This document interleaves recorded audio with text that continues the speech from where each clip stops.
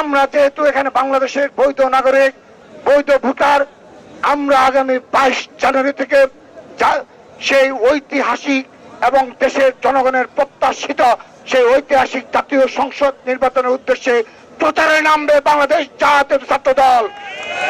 এবং অবশ্যই আগামী 12ই ফেব্রুয়ারি বিজয় নিয়ে আমরা যাব ইনশাআল্লাহ।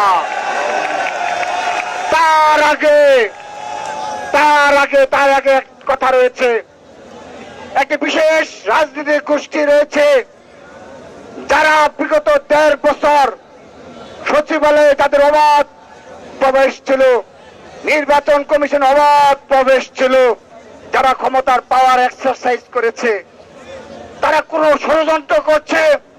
তারা জুটের নামে যখন তাদের মনোপুত জুট হয়নি, তাদের ইকুয়েশন মিলেনি, তারা কিন্তু ফাঁক ফুকর খুঁজে বেড়াচ্ছে যে কোন পক্ষে নির্বাচন থেকে বের হওয়া যায়। আমাদের সতর্ক থাকতে হবে, যদি কেউ ষড়যন্ত্র করে জাতীয় সংসদ নির্বাচন নস্যাৎ করতে চায়। খাবারের পছন্দ ভিন্ন হলেও মজার বেলায় সবাই এক। আমরা তাদেরকে দাঁত ভাঙা জবাব দেবো ইনশাআল্লাহ।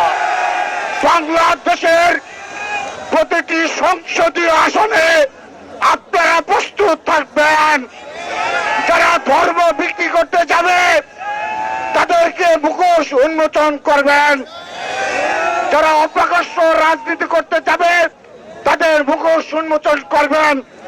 সকল ষড়যন্ত্র প্রতিহত করে আগামী 12ই ফেব্রুয়ারি বাংলাদেশের আপামর বাংলাদেশের স্থিতিশীলতার জন্য, বাংলাদেশের স্বাধীনতা সার্বভৌমত্ব রক্ষার জন্য যে জাতীয় সংসদ নির্বাচন অনুষ্ঠিত হবে, সেখানে বাংলাদেশ জাতীয়তাবাদী ছাত্র দল সর্বাগ্রে অগ্রণী ভূমিকা পালন করবে এবং বিজয় নিয়ে আমরা ঘরে ফিরবো ইনশাআল্লাহ।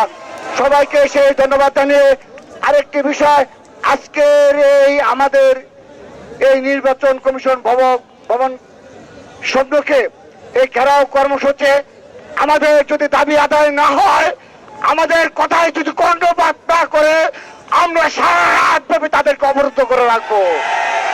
আমরা সারা রাত ব্যাপী তাদেরকে অবরুদ্ধ করে রাখবো যদি প্রয়োজন হয়।